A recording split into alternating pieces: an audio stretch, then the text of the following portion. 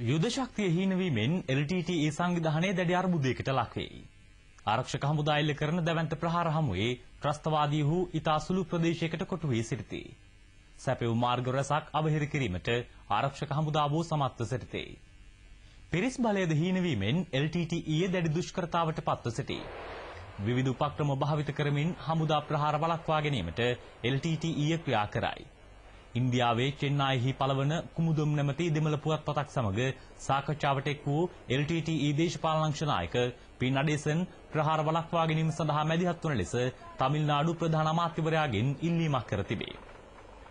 ශ්‍රී ලංකා රජය වෙත ඉන්දියාව දක්වන සහයෝගයද නඩේසන් එම සාකච්ඡාවේදී විවේචනය කර ඇතැයි ඒෂියන් ට්‍රිබියුන් වෙබ් අඩවිය වාර්තා කරයි.